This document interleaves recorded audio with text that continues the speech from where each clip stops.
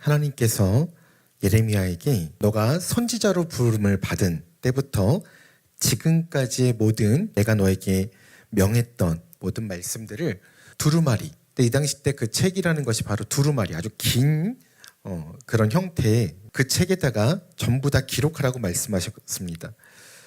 이것이 언제부터입니까? 요시아의 날부터 오늘까지라고 말씀하셨는데, 이 요시아 왕은 BC 627년, 그러니까 13년 때부터의 왕이었는데, 그때 선지자로 부르심을 받은 날부터 지금까지 모든 하나님의 말씀을 기록하라는 것입니다. 자그마치 22년간의 여호와의 말씀을 두루마리 책에 기록하라고 말씀하신 것입니다.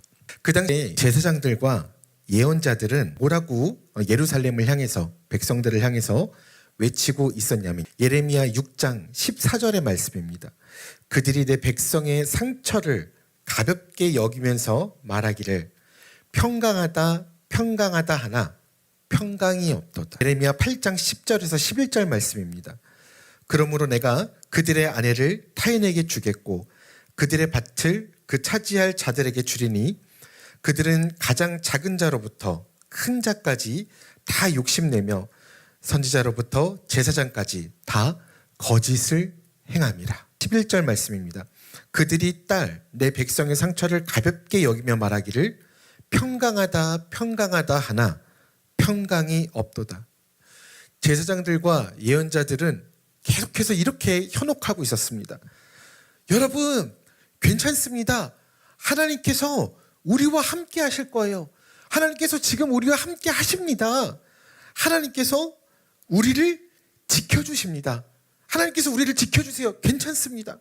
여러분, 괜찮습니다. 하나님께서 우리에게 평강을 주실 겁니다.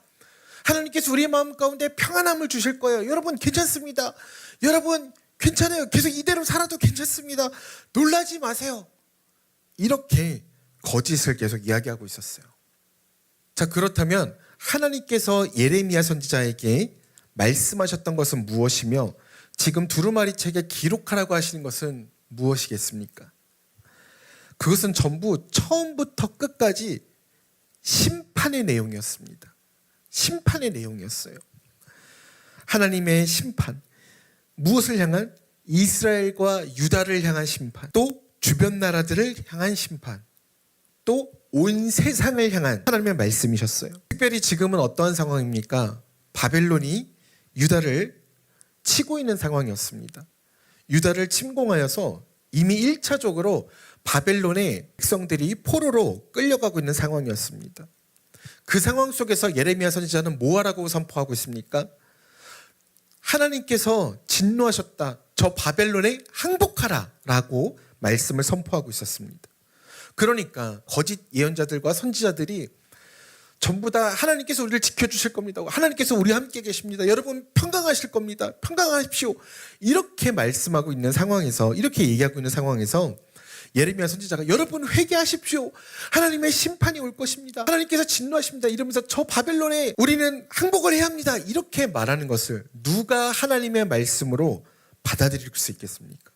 누가 그 말씀을 좋아할 수 있겠냐는 겁니다.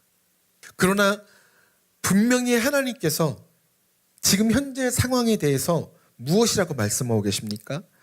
선지자로부터 제사장까지 다 거짓을 말하리라. 거짓이라는 겁니다. 그들이 내 딸, 내 백성, 여러분, 아들이 상처를 받는 게 더 깊습니까? 딸이 상처를 받는 게 더 깊습니까?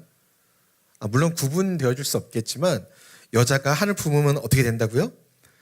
네, 온열에도 서리가 내린다는 네, 그 정도로 깊은 상처를 말씀하시는 겁니다. 하나님의 마음이 지금 이렇게 상처를 입었는데 이들이 나의 상처를 가볍게 여긴다고 말씀하시는 겁니다. 그러면서 뭐라 그러냐? 여러분들은 평강할 것이라고. 여러분들은 평강할 것이라고. 거짓말을 말하고 있다는 겁니다. 하나님께서 세상에 줄 수 없는, 예수님께서 세상에 줄 수 없는 것을 우리에게 주시는 것이 있습니다. 그것이 무엇입니까? 바로 평안입니다. 바로 평강이에요. 그러나 그 평강은 우리가 하나님의 안에 있을 때, 하나님 말씀 가운데 있을 때, 하나님의 말씀대로 이야기하고 살아갈 때, 삶을 실천해 나갈 때 하나님의 말씀을 믿음으로 우리의 삶 가운데 확신시키고 확인시키고 확증시켜 나갈 때 하나님의 평강이 우리와 함께 계시는 것입니다. 그렇지 않으면서 아이 괜찮아 이 정도는 다 이해해 주실 거야. 아유 요 정도는 범해도 돼. 아유 괜찮아. 하나님도 우리가 약한 거 우리가 죄인인 거 다 아셔. 아니라는 것입니다. 그것은 분명 거짓된 것이고 거짓된 평강이라는 것입니다. 그러나 하나님께서 이 말씀을 기록하신 이유가 무엇입니까? 정말 그저 처음부터 끝까지 심판이었을까요? 아니요, 그렇지 않습니다. 하나님께서 여호와께서 이 두루마리를 기록하라고 하신 말씀에는 하나님의 사랑이 담겨져 있습니다. 하나님의 긍휼이 담겨져 있습니다. 하나님의 진짜 마음은 무엇입니까? 바로 3절 말씀입니다. 오늘 3절 본문의 3절 말씀입니다. 유다 가문이 내가 그들에게 내리려 한 모든 재난을 듣고 각기 악한 길에서 돌이키리니 그리하면 하나님께서 내가 그 악과 죄를 용서하리라 하시니라. 예레미야에게 말씀하신 이 말씀을 책으로 기록하면 그리고 그것을 선포하고 전하면 그것을 들은 백성들이 악한 길에서 돌이켜 옷을 찢고 회개하여서 그리하면 하나님께서 그 악과 죄를 용서하실 것이라고 하나님의 사랑과 긍휼의 메시지를 가득 담고 있습니다.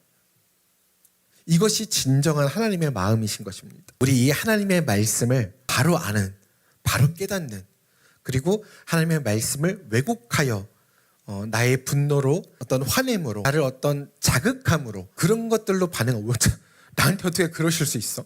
어떻게 나한테 그럴 수 있어? 내가 누군데? 내가 이 정도 되는 사람인데 내가 세상에서 이 정도 레벨 내가 이 정도 수준이 되는 사람인데 나를 무시해?가 아니라 하나님께서 말씀해 주신 그 말씀 앞에서 즉 그 말씀은 무엇입니까? 그 말씀은 누가 되세요?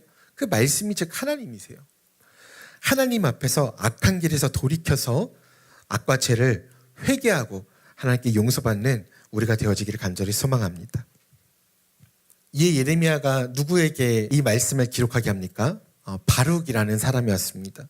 그 이유가 무엇입니까? 예레미야가 잡혀있기 때문에 기록을 할 수 없는 상황이었습니다. 그래서 하나님의 말씀, 하나님의 명령을 듣고 바룩에게 하나님께서 말씀하신 것들을 다 이야기하여서 바룩이 기록하도록 하였습니다. 그리고 바룩이 이것을 성전에서 선포합니다. 무엇을 선포하였습니까? 백성들의 불신앙과 불순종함을 지적하였습니다. 회개하지 않으면 하나님의 심판이 이를 것입니다. 바벨론을 통하여서 우리는 멸망하고 말 것입니다. 라는 선포였습니다. 이 말씀을 들은 백성들이 영적으로 말씀을 듣더니요. 그것은 우리의 실수입니다. 그것은 우리의 죄악입니다. 그것은 우리의 잘못이고 우리의 허물입니다. 주여 이를 어찌합니까? 주여 우리를 구원하여 주시옵소서. 우리 가운데 우리가 저지른 이 죄들 때문에 하나님의 진노가 임하시지 않기를 소망합니다. 이것이 백성들의 고백이었습니다. 그러나 이들은 왕이었습니까? 왕이 아니었어요. 이들은 귀족이었습니까? 아니요, 귀족이 아니었어요. 이들은 선지자였습니까? 아니요, 선지자도 아니고 거짓 예언자들도 아니었어요. 신앙적인 리더들도 아니었습니다. 일반 백성들이었습니다. 그런데 그 백성들의 마음 가운데 자발적인 회개가 자발적인 금식 기도가 일어난 것입니다. 왜 이런 행동을 하였을까요? 바로 내 생각과 내 행동이 실천되어질 때 그 가운데 중요한 것이 무엇인가? 내 생각과 내 행동, 내 말 가운데 내가 가지고 있는 기준이 무엇인가? 그것이 중요한 것입니다. 세상이 볼 때는, 사람들이 볼 때는 아무 문제가 없어요. 아무 죄악이 아니에요. 이거 당연히 그렇게 살아가야 되는 거고 그렇게 살아야지만 먹고 살 수 있어요. 살아갈 수가 있는 겁니다. 그런데 하나님께서 보실 때 그것은 분명히 죄요, 하나님을 떠난 자의 삶이라는 거예요. 하나님을 모르는 사람처럼 사는 삶이라는 겁니다. 그렇기 때문에 하나님의 말씀이 선포되어지고 귀에 들릴 때 그것을 붙잡고 엎드리는 것입니다. 우리에게 많은 고통이 있죠. 많은 고난과 힘듦과 절망이 있습니다. 그런데 그것들이 우리들을 찾아올 때 우리가 후회하고 우리가 회개한다? 그것은 일시적인 회개라는 겁니다. 즉 그것은 회개가 아니라는 거예요. 즉 진정한 회개가 아니라는 겁니다. 사실 일시적인 회개라는 말 자체가 성립이 안 됩니다. 진정한 회개, 진정한 회심이 우리에게는 필요한 것입니다. 진정한 회개란 무엇입니까? 바로 돌이키는 것입니다. 내가 가던 길에서 유턴하여서 그 길로 가지 않고 하나님께서 원하시는 길로 다시 향하는 것이 회개입니다. 무엇을 향해서 돌아보고 돌이켜야겠습니까? 바로 그 돌이킴의 대상이신 하나님을 향해서 돌이켜야 되는 것입니다. 그때야말로 진정한 회개가 일어난다는 것입니다.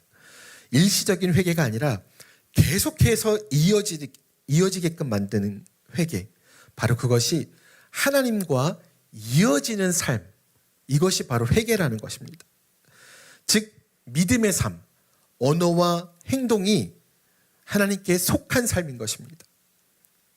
우리 히브리서 말씀에 이런 말씀이 있죠. 믿음은 바라는 것들의 실상이요. 여기서 말하는 실상이 무엇입니까? 바로 확신입니다. 확신의 토대예요. 확신을 붙드는 힘이 바로 믿음이라는 것입니다. 우리가 회개를 했습니다. 그런데 내 삶 가운데서는 회개한 자로서의 삶이 보이지 않아요. 그러면 안 된다는 것입니다. 우리가 회개를 했어요. 그러면 회개와 함께 삶이 있어야 되는데 그것이 바로 믿음이라는 것입니다.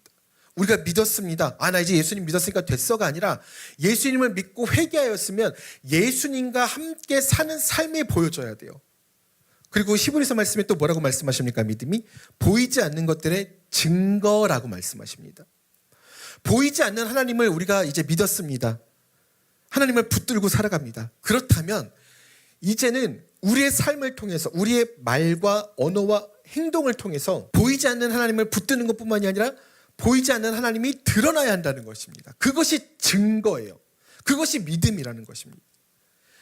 우리 모두 증거의 삶, 증거의 삶의 거룩한 백성이 되는 우리 그리스도인들이 되어지기를 간절히 소망합니다. 많은 사람들이 거짓 평강을 이야기합니다. 이때도 우리는 하나님께서 주신 말씀을 붙들고 하나님, 이대로는 안 됩니다. 이대로 가면 우리는 죽을 수밖에 없습니다. 하나님, 용서해 주십시오. 하나님, 우리가 자복하며 회개합니다. 이 진정한 회개가 필요한 시대입니다. 필요한 세대입니다. 이제 이후의 말씀입니다. 여러 사람들에게 들려지게 됩니다. 그들이 모두 듣고 옷을 찢고 회개를 합니다. 그렇게 3번 하나님의 말씀이 선포되어지게 되는데 이후에 왕이 이 말씀을 듣게 됩니다. 그러나 말씀이 선포되어진 걸 들으면서 들은 부분만큼 불에 두루마리를 던져서 태우게 됩니다. 감히 이런 것들을 기록을 했느냐고 찾아서 죽이려고 합니다. 그러나 이미 하나님의 보호하신 가운데 예레미야는 있었고요. 하나님의 말씀이 이렇게 선포되지만 듣지 않는 사람들이 분명히 있다는 것입니다. 하나님의 말씀을 듣고도 왕과 신하들은 옷을 찢지 않았어요. 회개하지 않았습니다. 그리고 오히려 그것을 불태웠어요. 이렇게 하나님의 말씀을 듣기 싫어하고 멀리하는 백성들이 또 있습니다. 이것이 현실이고 이것이 우리가 살아가는 세상입니다. 그러나 하나님의 말씀은 어떻습니까? 서기관들에 의해서 그때 당시 때 읽혀졌던 말씀이 기록되어져서 또 다시 많은 사람들에게 이 말씀이 증거가 되어진다는 것입니다. 이것이 바로 무엇입니까? 바로 하나님의 말씀입니다. 이것이 무엇입니까? 바로 하나님의 복음이라는 것입니다. 이 복음 가운데 붙들려 살아가는, 아무리 세상이 막으려고 하고 아무리 권력이 가로막으려고 하고 아무리 믿지 않는 자들이 거짓으로 현혹하려고 그래도 아무리 우리 그리스도인들이 하나님의 말씀을 업신여기고 기만하고 오히려 괜찮아, 하나님의 말씀을 알지만 너무 잘 알기에 하나님의 말씀대로 살지 않아도 어느 정도 하나님께서 용서해 주신다는 거짓된 평강을 가지고 살아가는 우리가 되지 않고 진정으로 하나님께 엎드리고 회개하며 하나님께서 주시는 진정한 평강 평안을 가운데 살아가는, 하나님의 복음을 소유한, 예수님의 십자가를 마음 가운데 새기고 살아가는, 그래서 우리의 삶 가운데 실천하고 드러내며 하나님의 증거가 되어지는 하나님의 백성들 되어지기를, 그리스도인들 되어지기를 간절히 소망합니다. 여러 가지 이유로 교회 성전의 문을 열지 못했었습니다. 그러나 오늘부터 성전의 문을 열고 예배당의 문을 열고 하나님께 예배를 드렸습니다. 하나님께서 또 보여주실 많은 역사들을 기대합니다. 우리 성도님들의 삶 가운데서도 하나님의 크신 역사가 가득하시기를 소망합니다. 사랑하는 여러분, 성도님들, 하나님의 사랑 가운데 진정으로 평강하십시오. 평안하십시오. 사랑합니다.